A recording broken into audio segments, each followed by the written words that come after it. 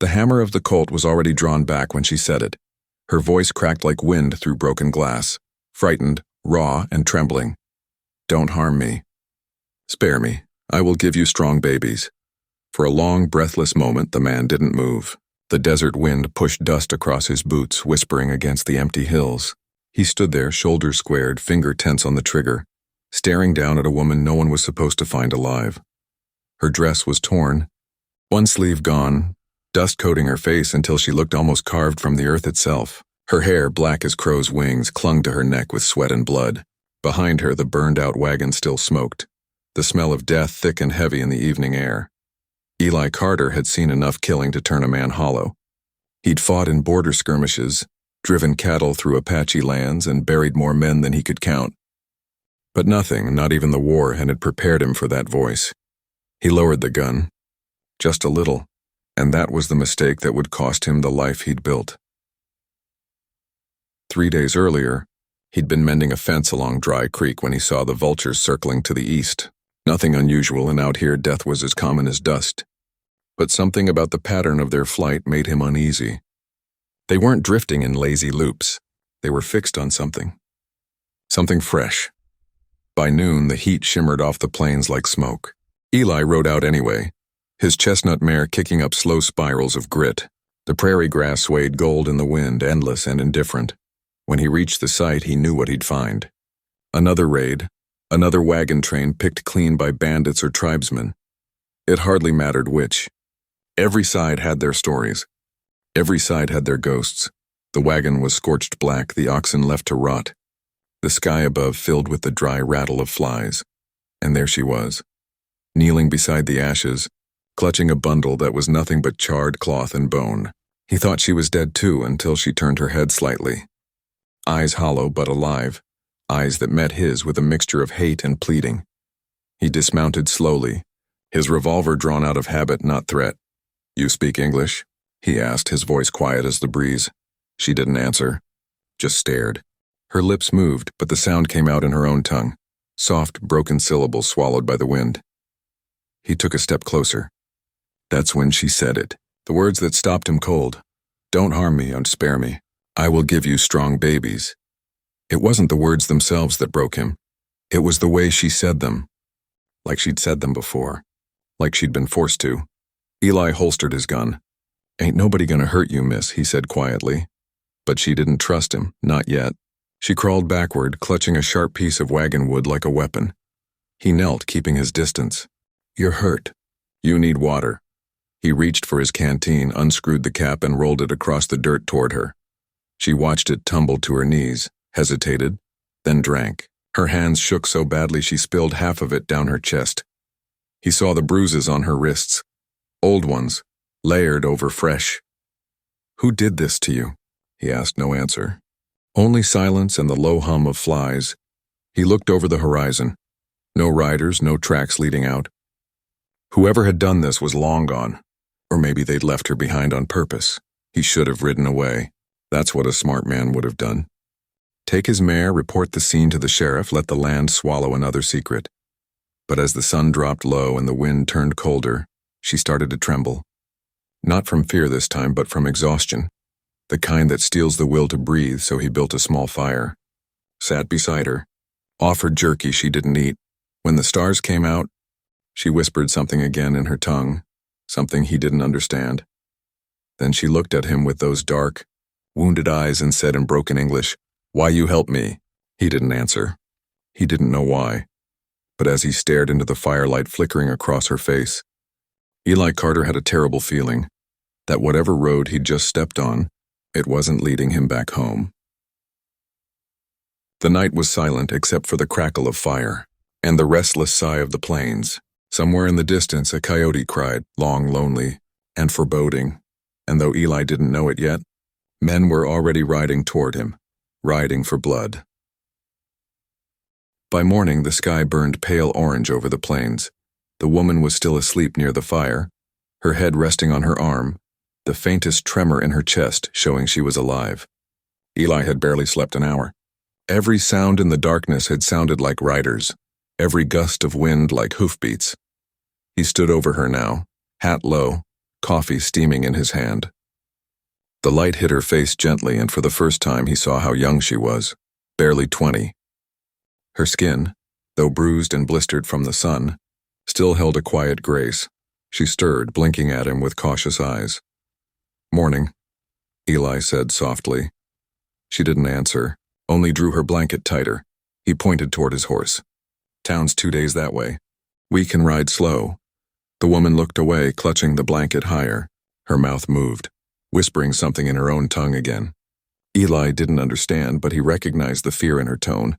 He tried again. "Food, Dr. Sheriff?" At the word sheriff, her eyes widened in terror. She shook her head quickly, backing away on her hands. No law," Eli frowned. "Law ain't gonna hurt you," but she wouldn't believe it. Whatever she'd come from, it had already taught her not to trust white men, not to trust badges or borders or promises. They rode slow through the open valley. The wind carried the scent of sage and dust, and the mountains beyond looked like old sleeping giants. By noon, they reached the edge of town, a huddle of weathered shacks, the crooked church steeple leaning like it was tired of standing. Eli tied his horse outside the general store, but before he could help her down, the townsfolk began to stare. It started with one man, old Tom Haggerty, chewing tobacco on the porch of the saloon. He squinted at her, then spat into the dust.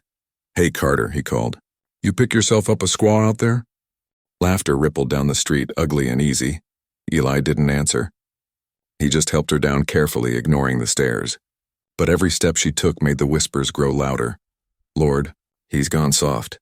She's probably one of them tribe spies. Better watch yourself. Eli, them girls bring trouble." He led her toward the doctor's shack, jaw tight. But before he could knock, Sheriff Brooks stepped out from behind the livery. Brooks was a broad man, gray beard, eyes like flint. "Eli," he said flatly. "Who's this?" "Found her out east of Dry Creek," Eli replied. "Wagon burned. Don't think anyone else made it."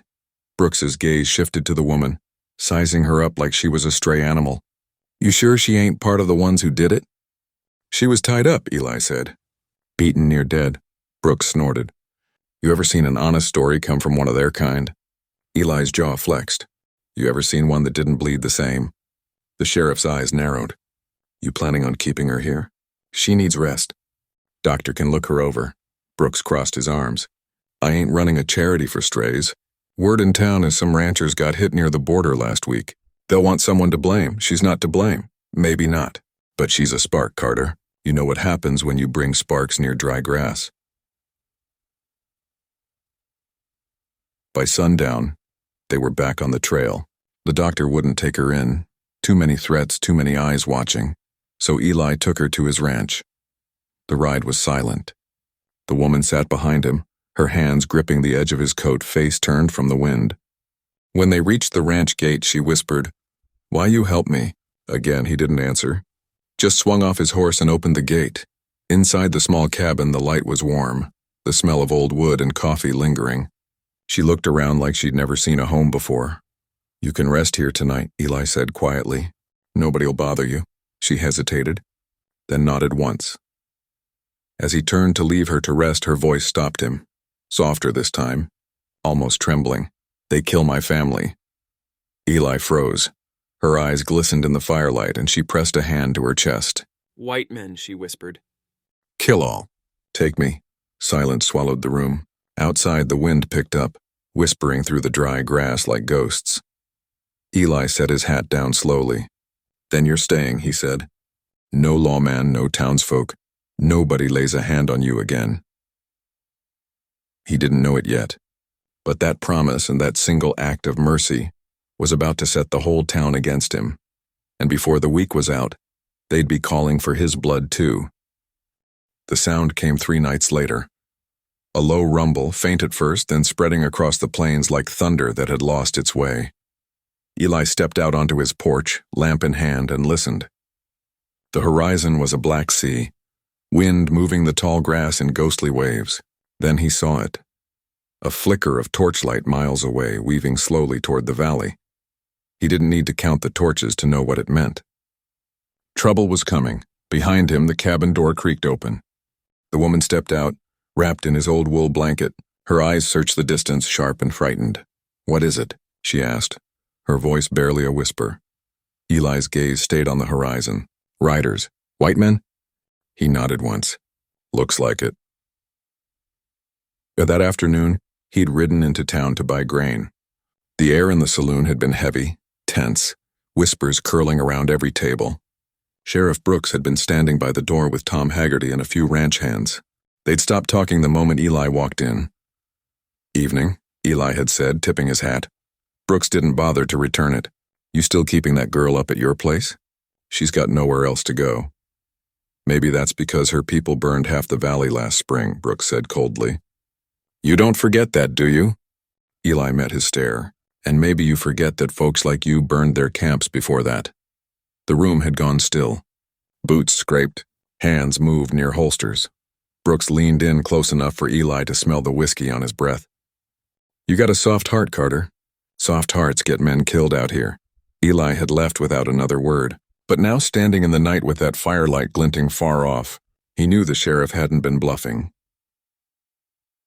And inside the cabin, the woman was pacing, her hair loose and wild. "They come for me," she whispered. "They think I bring curse." Eli shook his head. "They come because they're scared. Fear makes fools of men." She turned on him, eyes bright with anger. "You should not help me. They kill you too." He set down the lamp and looked at her, really looked. "Maybe," he said quietly, "but I ain't sending you back to die in the dirt." Her breath caught. For a moment she said nothing, her lips parting as if to argue, then closing again when she saw the steady resolve in his face. Outside, the torches moved closer. The faint rhythm of hoofbeats reached them, slow and deliberate. Eli took his rifle from the wall, checked the chamber.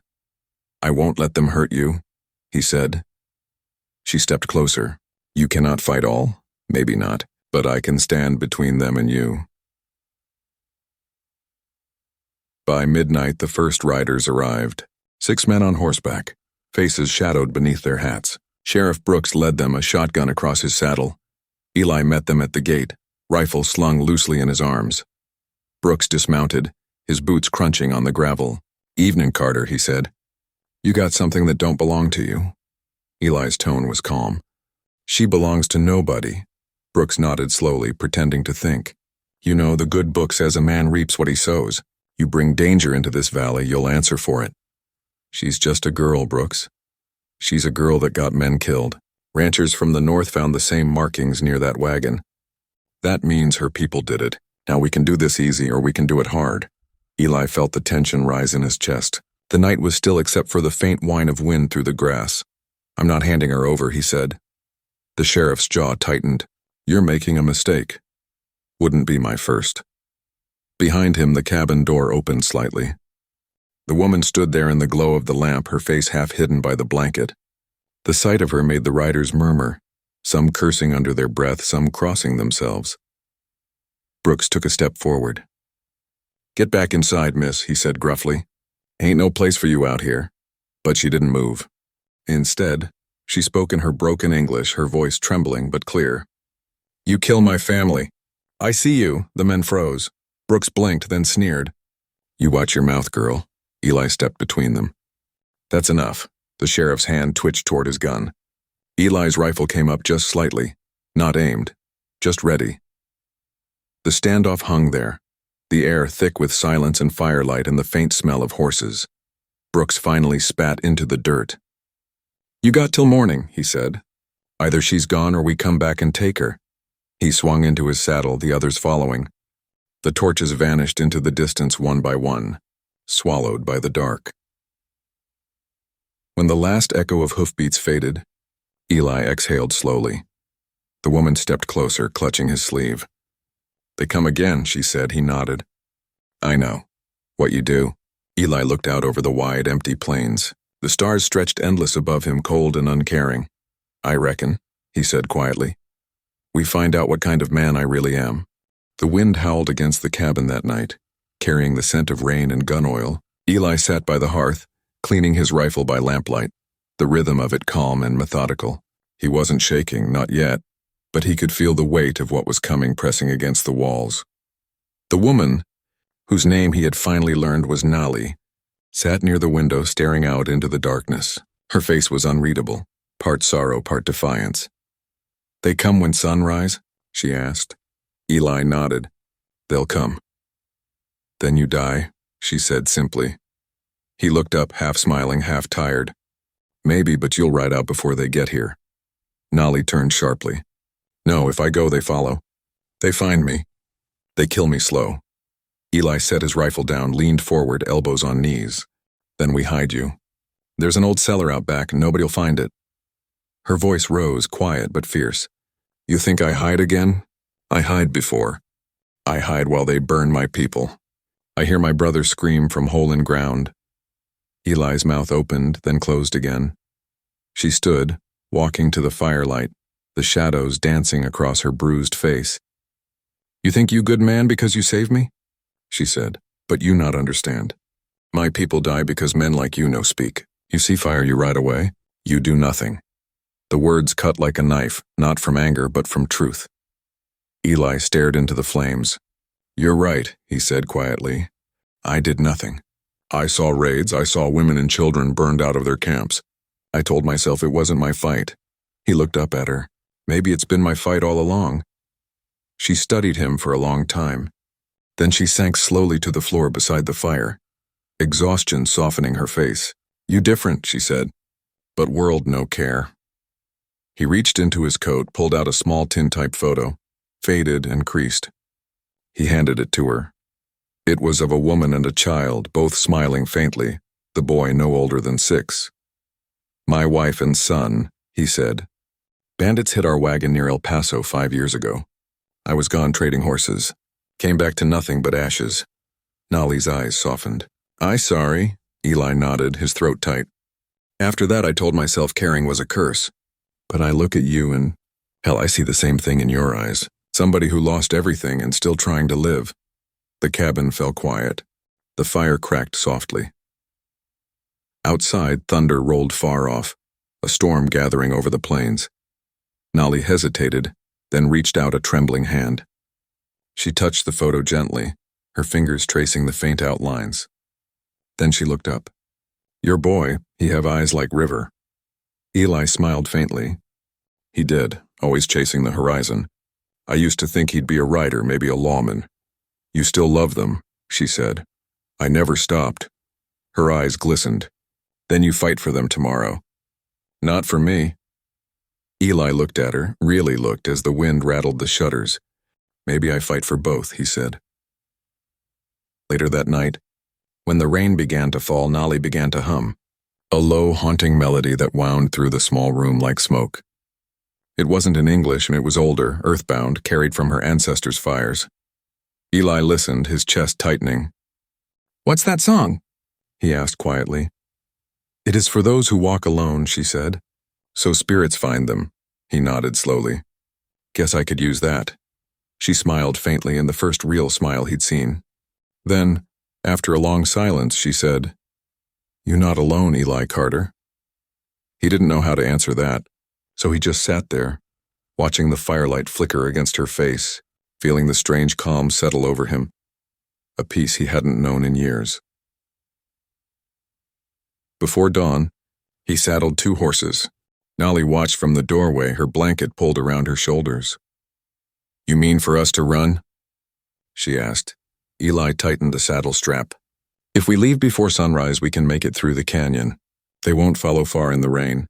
Nolly shook her head. "No, they come no matter where. You run all life. I know run again." He turned toward her. Her eyes, glistening in the gray dawn, held something unbreakable, a pride that refused to die, even when everything else had been taken. "Then I'll stand with you," he said.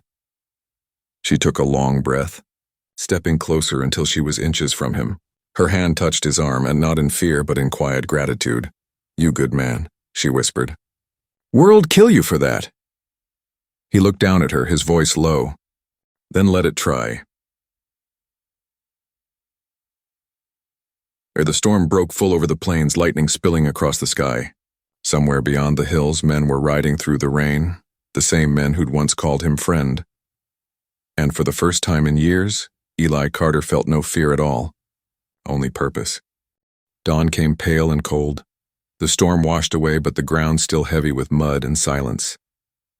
The wind had gone quiet, leaving the world still, as if it was holding its breath for what was coming. Eli stood outside the cabin, hat low, rifle in hand. His boots sank slightly in the wet earth. Nolly stood behind him, wrapped in her blanket, eyes steady on the far ridge. "They come," she said softly. He followed her gaze. Riders. Half a dozen at first, then more, spreading out like a fan across the valley. Torches burned faint in the gray morning light. The sound of hooves thudded slow and certain, echoing through the wet air. Eli took a long breath, then walked to the fence post. He leaned his rifle there, calm as a man lighting his last smoke. Sheriff Brooks led the line again. His slicker shone with rain, his beard dripping. When he stopped 20 yards out, the men fanned behind him, rifles ready. Brooks called out, "Morning, Carter." "You got my answer?" Eli's voice was steady. "You already know it." The sheriff sighed. "Ain't too late to hand her over. We'll see she gets a fair trial." Eli gave a short laugh. "You ever seen one of her people get a fair anything?" Brooks' jaw tightened. "This ain't about her race. It's about justice." "No," Eli said. "It's about revenge. You just dressed it up pretty." The two men stared at each other, years of grudges, half-spoken truths, and buried guilt hanging in the space between them. Behind Eli, Nolly stepped out from the cabin. She was barefoot in the mud, the blanket sliding from her shoulders. Her face was calm, her hands raised slightly in peace. "Stop," she said in her broken English. "No need kill more." Brooks's eyes flicked to her, then back to Eli. "She's the one you're dying for?" He muttered. Eli didn't answer. Nolly took a step forward. "You think I kill your men. I not my family die too. Burned by same fire you start," the men on horseback murmured. One shifted uncomfortably, glancing toward the sheriff. Brooks barked, "That's enough talk." But she kept going, her voice trembling, but clear enough to carry through the rain-scented air. "You call us savage, but you come to our land, take, burn, kill. You say you bring God, but your God no hear women cry." The silence that followed was sharp as a knife. Eli's throat tightened. He'd seen it before, the way truth could hang in the air like smoke and still be ignored by men who didn't want to breathe it. Brooks shifted in his saddle. "We're done here." He motioned to his men, but none of them moved. The youngest, a boy barely 20, looked at Eli, then at Nolly. His voice was quiet but firm. "Sheriff." "She's telling the truth, ain't she?" Brooks turned sharply. "You shut your mouth, son." The boy hesitated. "You said we came for justice. But this," he looked toward Eli, "this looks more like murder." The sheriff's face went hard. "You drawing lines against me?" Eli took a step forward. "Ain't no line here, Brooks. Just men deciding what kind of souls they got left." Brooks' hand went to his holster. "You got one last chance, Carter." Eli didn't flinch. "You had yours a long time ago." For a moment, nobody breathed. The air felt heavy enough to crush bone. Then Brooks pulled. But Eli was faster. The rifle cracked once, a single thunderous sound that rolled across the valley like the sky itself was mourning. Brooks staggered back in the saddle, eyes wide with shock, then toppled into the mud. His men froze. No one spoke. Rain began to fall again, soft, steady, cleansing. Eli lowered his rifle slowly. His face was pale, his eyes hollow. "Go home," he said quietly. "Ain't nothing left worth dying for here." One by one, the men turned their horses. The young one lingered last, looking at Eli, not with hatred but with something close to respect. Then he rode off too. Hours later, the plains were silent again. Nolly sat beside the fire inside the cabin, her eyes fixed on the door. When Eli stepped in, soaked and quiet, she rose slowly. "You live," she said. He nodded. "For now." "You saved me," she whispered. He shook his head. "Maybe you saved me." She reached out, touching his hand gently. "You good man, Eli Carter. You walk alone no more." He looked at her for a long moment, then at the land beyond, unwide, endless, and empty. "Maybe I don't need to," he said softly. Weeks later, travelers passing through the valley would see smoke rising from a small ranch again. A man and a woman working side by side, mending fences, tending to horses, living quietly on land washed clean by rain. No one asked about the sheriff anymore. The story faded into dust the way all things in the West eventually do. But sometimes, when the wind blew just right, you could hear faint singing from that cabin, a song for those who walk alone, carried on the breeze like a promise that mercy still had a place in the world.